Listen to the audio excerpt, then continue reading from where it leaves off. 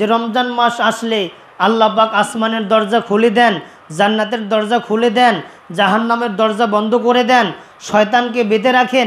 এত ফজিলত করার কারণটা কি? এর কারণ হলো আল্লাহ পাক রব্বুল আলামিন এই পবিত্র মাহে রমজান মাসে কদরের রাত্রিতে কোরআন নাজিল করেছেন। বলেন সুবহানাল্লাহ। কোরআনের কারণে এত মর্যাদা। এই জন্য আল্লাহর নবী সাল্লাল্লাহু আলাইহি ওয়াসাল্লাম তিনি বলছেন যে অবশ্যই তোমরা পবিত্র মাহে রমজান মাসের শেষের 10 দিন তোমরা কি করো? কদর তালাশ করো। কি তালাশ করো? কদর তালাশ করো। এজন্য নিয়ম হলো 10 দিন ইতিকাফে অবস্থান করা। কয়দিন? 10 দিন। আসসালামু আলাইকুম ওয়া রাহমাতুল্লাহি ওয়া বারাকাতুহু।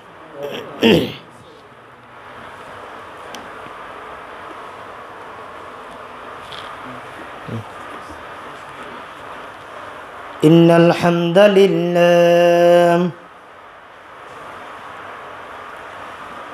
ওয়াসসালাতু ওয়াসসালামু আলা মান লা নাবিয়্যা বা'দা।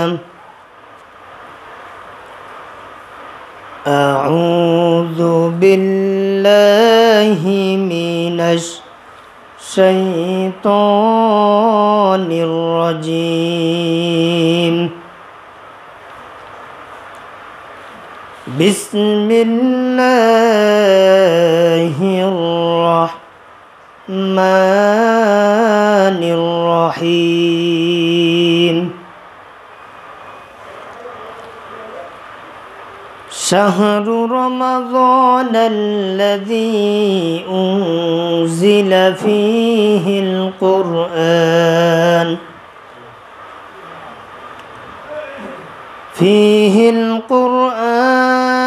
هدى للناس وبينات من الهدى والفرقان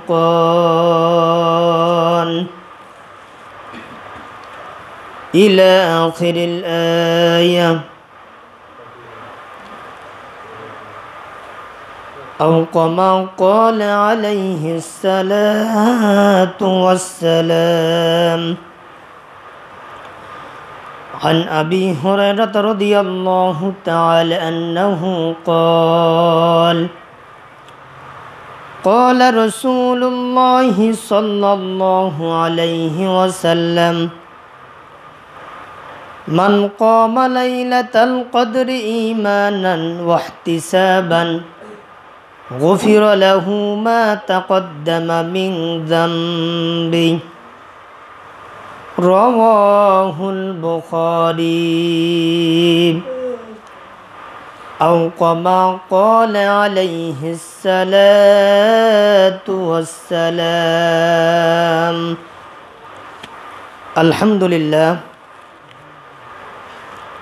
সমস্ত প্রশংসা সেই মহান মুনিবের দরবারে আদায় করছি, যিনি আজকে আমাদেরকে পবিত্র মাহে রমজান মাসের গুরুত্বপূর্ণ জুমার দিনে আল্লাহ পাক আমাদেরকে হায়াতে তৈয়বা সিহাতে কুল্লিয়া দান করে পবিত্র জুমার দিনে আসার তৌফিক দান করে দিয়েছেন।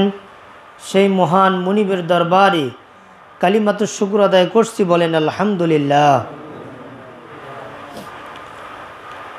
আকায়ে নামদার দাসদারে মদিনা আহমদি মুস্তফা মুহাম্মদ মুস্তফা হুজুরে পুর নূর শাফিউল মুস্তফা শাফায়াতের কান্ডার নবীদের সরদার সেই রাসূলের শানে ছোট্ট একটি দরুদ সালাম আমরা সকলে পড়ছি।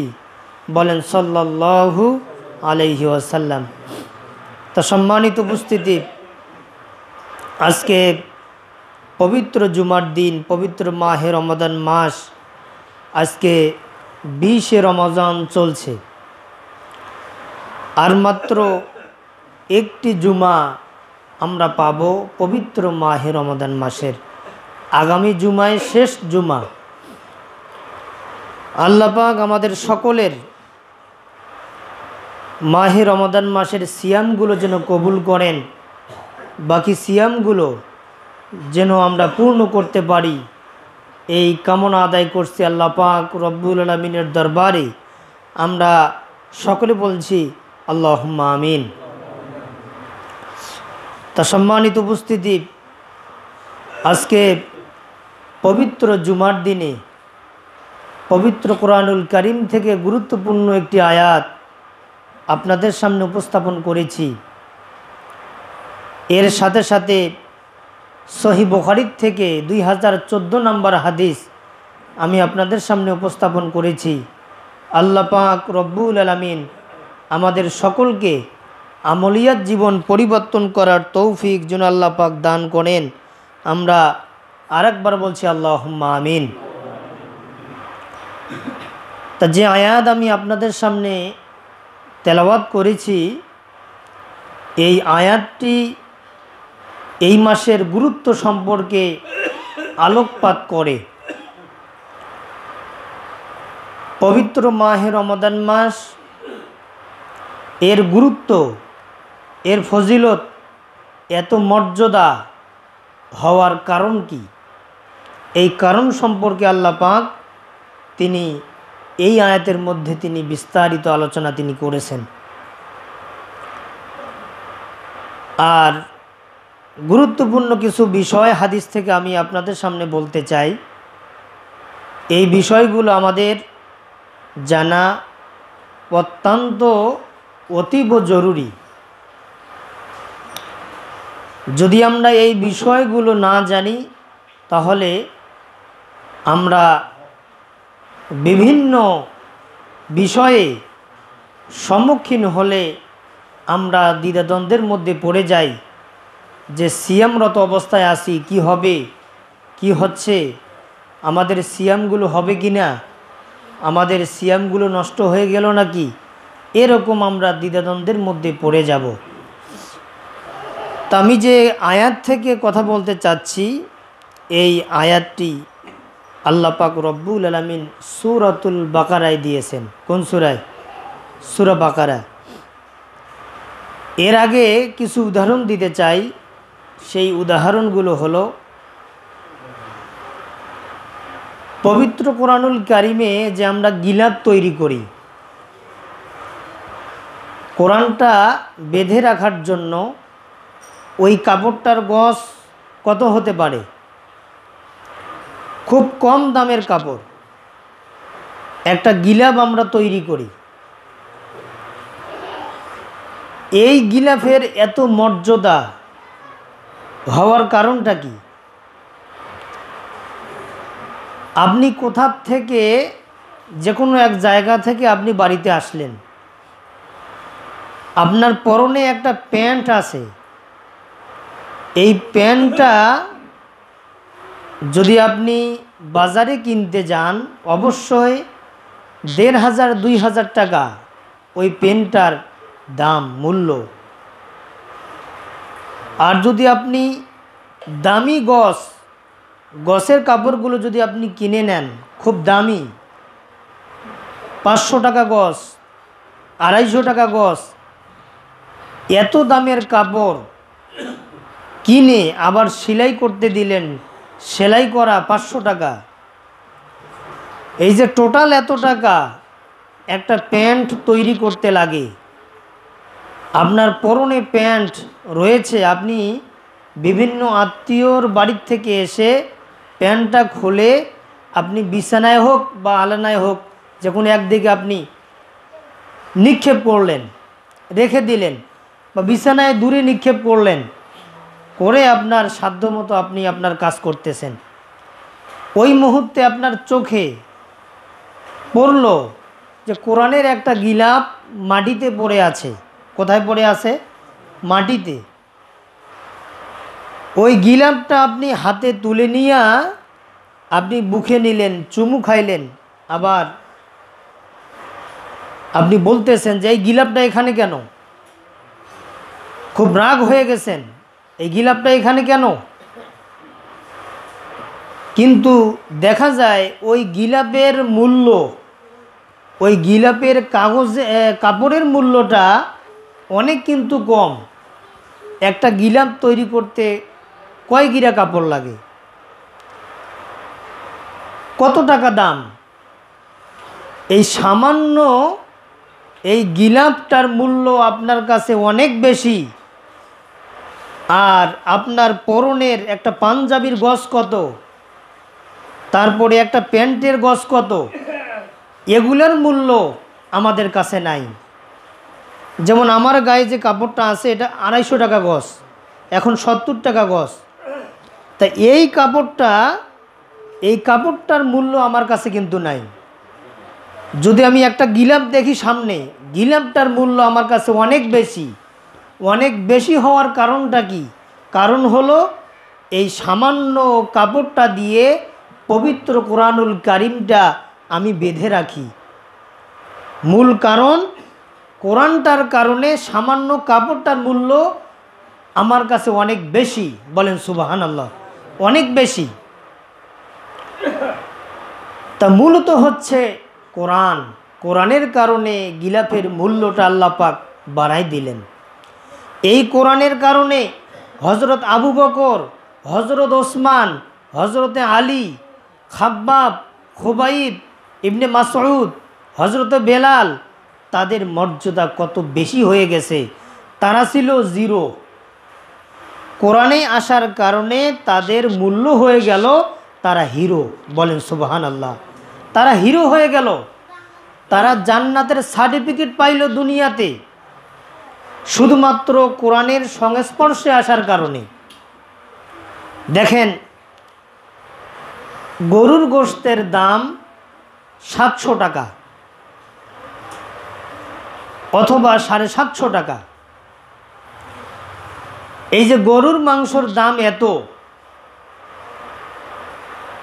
এই গরুর মাংস আলু দিয়ে যদি রান্না করা হয়, আলু এবং ঝোল দিয়ে আপনি অনেকগুলো ভাত খাবেন কি না? গোস্ত যদি আপনি না নেন, গোস্ত বাদ দেন, কিন্তু গোস্ত সহ রান্না করা হয়েছে, শুধু যদি বলেন যে আমি গোস্ত খাবো না, একটু ঝোল দেন, ঝোল দিয়ে আপনি 1 গামলা ভাত খাবেন, হবে কি না? তাই ঝোলের টেস্ট হওয়ার কারণটা কি? আলুর টেস্ট হওয়ার কারণটা কি? গোস্ত। কিসের? গোস্ত। এই গোস্তের সাথে সম্পর্ক হওয়ার কারণে ঝোলের এত মর্যাদা। গোস্তের সাথে আলুর সম্পর্ক হওয়ার কারণে এত আলুর মর্যাদা। আলু দিয়ে অনেক ভাত খাচ্ছেন, ঝোল দিয়ে অনেক ভাত খাচ্ছেন, এর মূল কারণ হলো গোস্ত।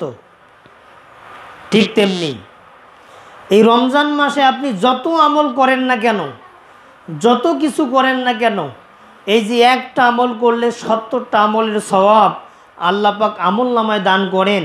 এর মূল কারণ হলো এই রমজান মাসের বরকত, নাজাত, মাগফিরাত সব কিছু সমন্বয়ে এই মাসটা।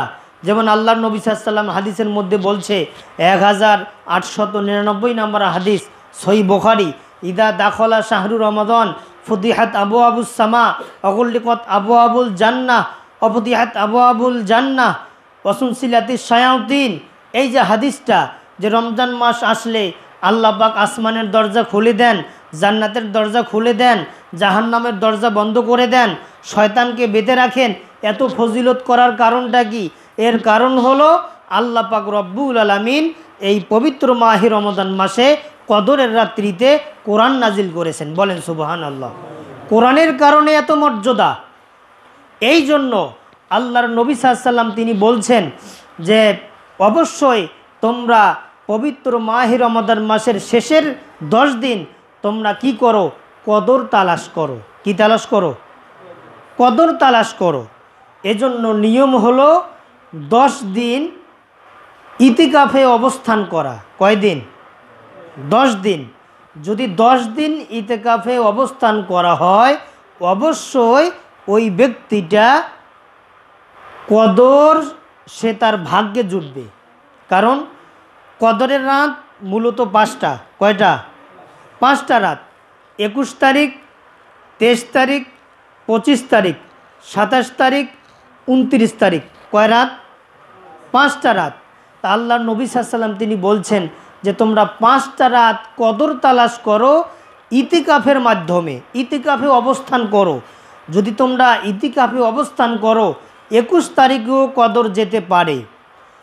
23 তারিখেও কদর যেতে পারে, 25 তারিখেও কদর যেতে পারে, 27 তারিখেও কদর যেতে পারে, 29 তারিখেও কদর যেতে পারে।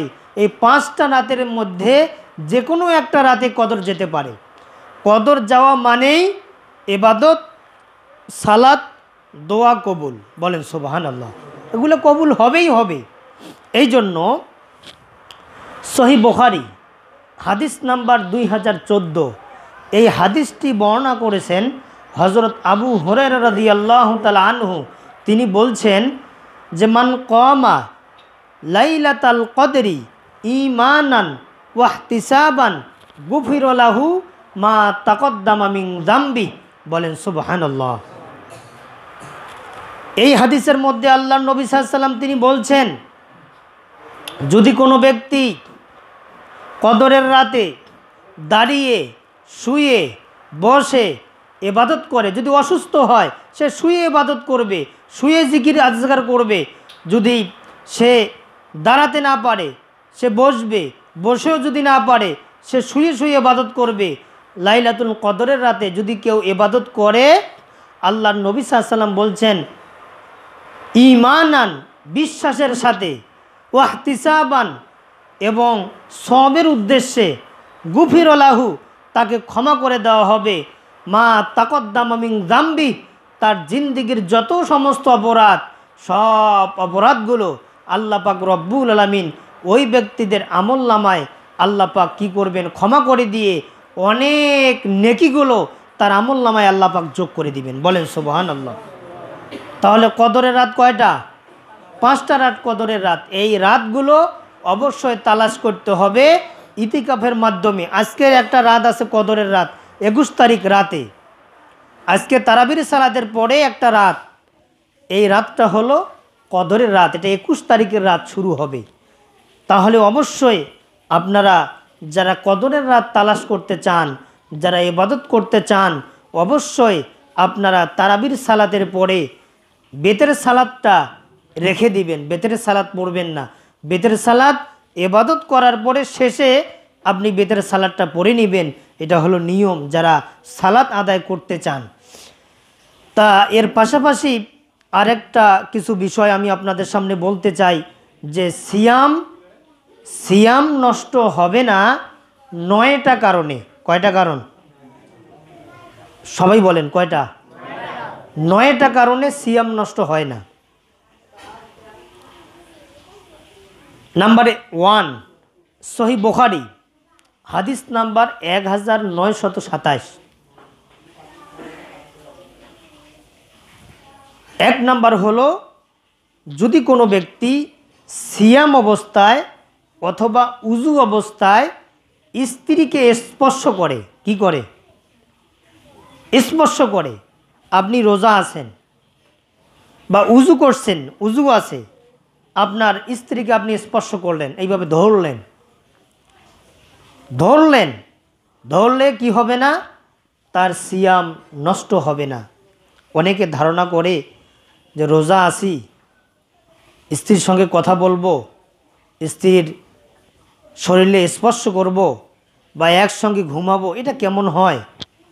এই ধারণা করা সঠিক নয়। 1 নম্বর হলো সহিহ বুখারীর হাদিস এবং মিশকাত শরীফের হাদিস, যদি কেউ স্পর্শ করে রোজা অবস্থায় এবং উজু অবস্থায় তার সিয়াম নষ্ট হবে না। আর 2 নম্বর হলো, যদি কেউ সিয়াম অবস্থায় স্বপ্নদোষ ঘটে, কি ঘটে? স্বপ্নদোষ। এটা আসছে সহিহ বুখারীতে 1926 নম্বর হাদিস। সহিহ বুখারী আপনি খোলেন, পাবেন।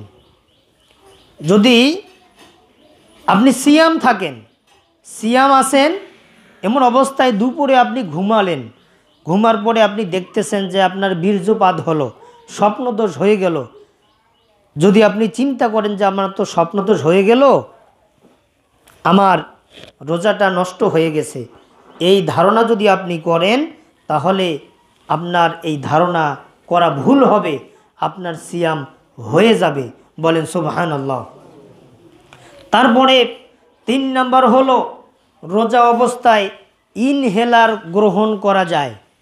ইনহেলার, এটা আসছে ফতোয়ায়ে উসাইমিন 19তম খণ্ড পৃষ্ঠা নম্বর 154। এই কিতাবে আসছে ইনহেলার গ্রহণ করা যাবে। অনেকের শ্বাস প্রশ্বাস হাঁপানির সমস্যা হয়, আছে না নাই? হাঁপানি, সে রোজা আছে, সে কি করবে? সে ইনহেলার গ্রহণ করতে পারবে, কোনো সমস্যা নেই। আর 4র্থ নম্বরে তরকারির স্বাদ গ্রহণ করা যাবে। এটা কেমন কথা? তরকারির স্বাদ, অনেক মহিলা রান্না করে না? রান্না করে, এখন লবণ কম হল না বেশি হল জানতে পারে না। এই জন্য হাতা দিয়া রসগুলো হাতে নিয়ে এইভাবে জিভায় দিয়ে সে চাখতে পারে, টেস্টটা গ্রহণ করতে পারে এইভাবে। কিন্তু ভিতরে তো নিবে না, ভিতরে নেওয়া যাবে না, শুধু মুখেই থাকবে। মুখেই যখন সে এভাবে তরকারির স্বাদটা এভাবে নিল, সে কিন্তু মুখেই বুঝতে পারবে যে লবণ হয়েছে কি হয় নাই। তারপরে আবার কি করতে হবে? এই থুতুগুলো ফেলে দিতে হবে, কিন্তু ভিতরে নেওয়া যাবে না। ভিতরে নিলে সিয়ামটা নষ্ট হয়ে যাবে, সিয়ামটা থাকবে না। এই তরকারির স্বাদ গ্রহণ করা যাবে। 5 নাম্বার, ইনজেকশন নেওয়া যাবে।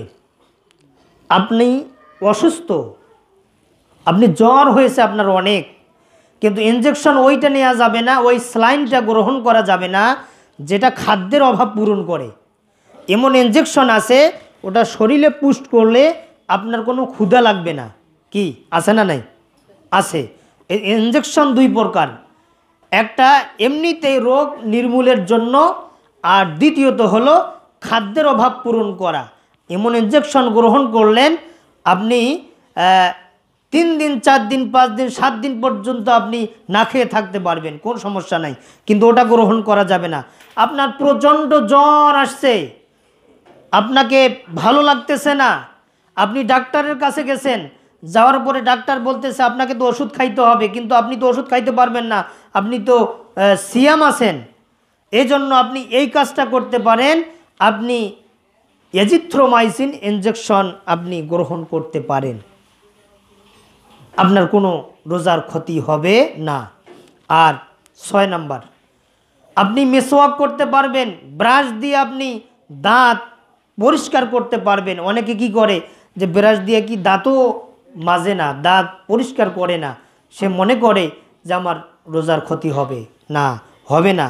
এটা সহিহ বুখারী 2059 নম্বর হাদিসে আসছে যে ব্রাশ দিয়ে এবং মেসওয়াক করে সিয়াম রাখা যাবে, সিয়ামের কোনো ক্ষতি হবে না। 7 নম্বর,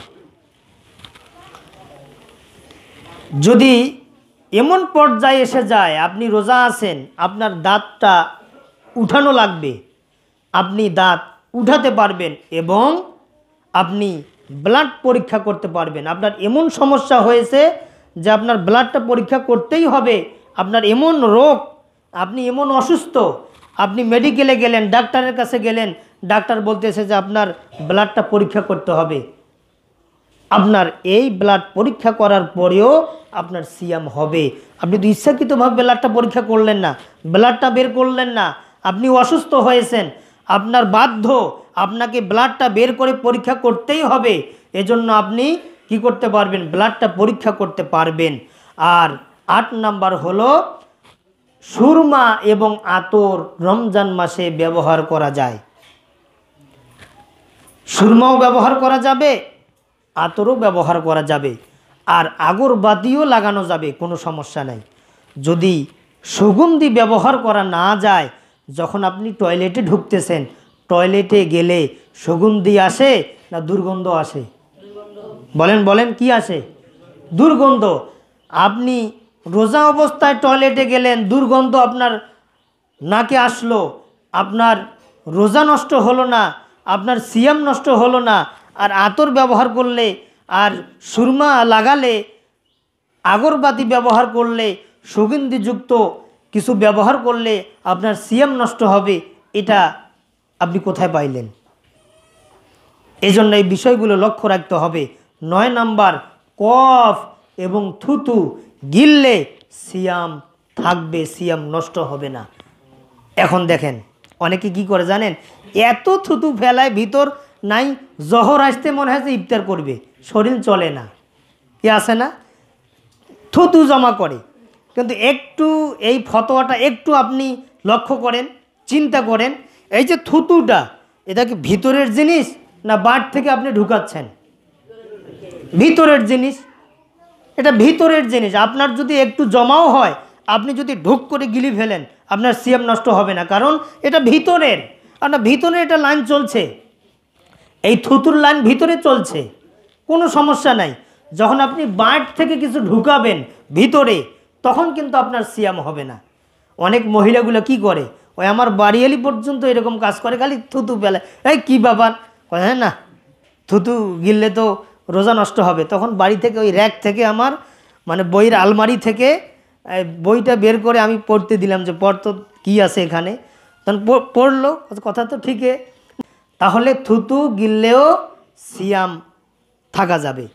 এই হলো আজকে 9টা পয়েন্ট আমি হাদিস থেকে বের করে আমি আপনাদের সামনে উপস্থাপন করলাম। এর পাশাপাশি কয়েক মিনিট একটা বিষয় সম্পর্কে আমি বলতে চাই, সেটি হলো আমার কানে এই বিষয়টা কিন্তু আসছে, সেটি হলো এই যে মসজিদের চাঁদা, আমি শুনতেছি বিষয়গুলা, এই যে মসজিদের চাঁদা ধরা হয়েছে, গত বছরেও অনেকে দেন নাই, বাকি ছিল, এ বছরেও দিচ্ছেন না, না দেওয়ার পরেও অনেকে আপনারা কি করতেছেন জানেন, গ্রুপিং করতেছেন, মানে বিভক্তি কিভাবে করা যায়, কিভাবে ডিভাইডেড করা যায়, কিভাবে ফাসাদ সৃষ্টি করা যায়।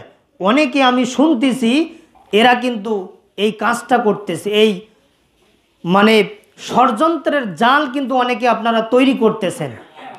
যারা তৈরি করতেছেন আমি তাদেরকে লক্ষ্য করে বলতেছি যে আপনারা নিজের পায়ে নিজেই কুড়াল মারতেছেন, নিজে ক্ষতি করতেছেন।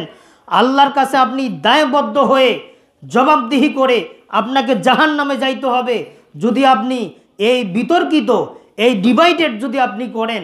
আপনি নিজে দিবেন না, আপনার সমস্যা হচ্ছে, আপনি দিতে পারতেছেন না, আপনি কমিটির সঙ্গে কথা বলেন, আপনি বলেন যে আমার সমস্যা হচ্ছে, আমি পারতেছি না, কয়েকদিন দেরি হবে, 1 মাস দেরি হবে, তারপরে আপনি কথা বলে আপনি টাকাটা পরিশোধ করেন, টাকাটা দেন। আপনি কোথায় টাকা দিচ্ছেন? এটা তো আল্লাহর ঘর, মসজিদে আপনি টাকা দিচ্ছেন, কিন্তু আপনি মসজিদে টাকা দিচ্ছেন আবার দিচ্ছেন না, যারা দিচ্ছেন না আবার এরা কি করতেছে, গ্রুপ করতেছে, বলতেছে এই আন্দোলন করব, আমরা ডিভাইডেড হব, অমুক করব, তমুক করব। এই কথাগুলো আসলে কিন্তু আপনাদের কল্যাণজনক নয়, অকল্যাণজনক এই কাজগুলো আপনারা করতেছেন। আমি বলবো এই সমস্ত ডিভাইডেড থেকে আপনারা একটু দূরে থাকেন। আপনি আল্লাহর ঘরের জন্য দিবেন, ক্ষতিটা কি আপনার? আপনার যদি হঠাৎ করে এমন রোগ হয়, রংপুর দিনাজপুরে যদি আপনাকে নেওয়া হয়, আপনার একটা ইঞ্জেকশনের দাম, একটা ইঞ্জেকশনের মূল্য 70,000 টাকা। আপনি প্রত্যেকটা দিন 70,000 টাকা করে আপনাকে লাগবে। যে কয়দিন আপনি বেঁচে থাকবেন 70,000 টাকা করে দিনে আপনাকে আপনার শরীরে ইঞ্জেকশন পুশ করা হবে, না হলে আপনি বাঁচবেন না। তাহলে আপনি কোথায় যাবেন? এখন আপনি বলেন, আপনি কোথায় দান করতেছেন? আপনি যেখানে দান করবেন সেখানে আপনি এখানে মতপার্থক্য আপনি সৃষ্টি করে দিচ্ছেন। আপনি কি করতেছেন? আপনি আল্লাহর সাথে যুদ্ধ করতেছেন নাকি? আল্লাহর সঙ্গে আপনি কি যুদ্ধের জন্য ফয়সালা করতেছেন? আপনি দল তৈরি করতেছেন, গ্রুপ তৈরি করতেছেন। আমি বলবো অবশ্যই আপনারা দিতে যদি না পারেন, আপনাদের তো এমনিতেই বকেয়া আছে, আপনি কি করতে চাচ্ছেন? এমনিতেই বকেয়া আছে আপনার, আপনি দিতে পারতেছেন না, কমিটির সঙ্গে কথা বলেন। আমি বলতেছি আপনারা কমিটির সঙ্গে কথা বলেন, কমিটির সঙ্গে কথা বলে পরামর্শ করে আপনি আজকে পারবেন না, কালকে পারবেন না, 7 দিন পরে পারবেন না, 1 মাস লাগতেছে, 1 মাস পরে দেন আপনি। আর যারা দিবে তাদের সঙ্গে আপনি জোট হয়ে মানে আন্দোলন করতে চাচ্ছেন, এ কেমন কথা? এটা তো মানুষের পরিচয় নয়, এটা অমানুষের পরিচয়, এটা মানুষের পরিচয়, এটা হতে পারে না কখনো। এটা কি আপনি ওই বিভিন্ন অনুষ্ঠানের জন্য দিচ্ছেন নাকি, বিভিন্ন খেলার জন্য দিচ্ছেন নাকি? এই টাকাটা কি আপনার বিভিন্ন খাতে ব্যয় হচ্ছে নাকি? এটা আল্লাহর ঘরের জন্য, যতদিন থাকবে এই টাকাটা আপনার, এই টাকাটা দিয়ে যতদিন কাজ হবে, যে মসজিদটা তৈরি করা হবে, ওই মসজিদটাতে যত দিন নামাজ পড়বে সদগায়ে জারিয়ার নেকি আল্লাহ পাক আমল নামায় আপনার কবরে শুয়ে শুয়ে পৌঁছায় দিবে। বলেন সুবহানাল্লাহ। তাহলে সম্মানিত উপস্থিতি, আমি বলতে চাই আপনারা কারো কথায় কান দেবেন না, আপনারা কারো কথায় কান দেবেন না। যারা যেভাবে কথা বলুক না কেন, আপনাদের টাকা ধরা হয়েছে, মসজিদের চাঁদা ধরা হয়েছে, আপনারা দিতে পারতেছেন না, কথা বলে 2-1 দিন সময় নেন, তারপরে আপনি দেন মসজিদে। আপনাকে তো জোর করে জোরপূর্বক ডেট দিয়ে যে দিতেই হবে অমুক তারিখে, এরকমভাবে তো ধরা হয় নাই। আপনি সময় নিয়ে কথা বলে তারপরে টাকাটা দেন। আর যারা ওই শয়তানের মতো শয়তানি করতেছে, শয়তানি বুদ্ধি মাথায় নিয়ে ঘুরতেছে, তারা তো নিজেও দিচ্ছে না, আবার অপর ভাইকে দিতেও দিচ্ছে না। সেইভাবে তারা ডিভাইডেড করার জন্য তারা কিন্তু পরামর্শ তারা করতেছে, সিদ্ধান্ত করতেছে, হাটে ঘাটে বাজারে বিভিন্ন জায়গায় তারা আলোচনা করতেছে। এই সমস্ত আলোচনার থেকে আল্লাহ পাক আমাদের সকলকে যেন বাঁচায় রাখুক। আমরা সকলে বলছি আল্লাহুম্মা আমিন। তা আমরা যারা টাকা লিখিয়েছি বা চাঁদা যেভাবে ধরা হয়েছে, অবশ্যই দেওয়ার চেষ্টা আপনারা করবেন। আল্লাহ পাক আমাদের সকলকে কবুল করুক। সুবহানাকা লা ইলমা লানা ইল্লা মা আল্লামতানা ইন্নাকা আনতাল আলিমুল হাকিম।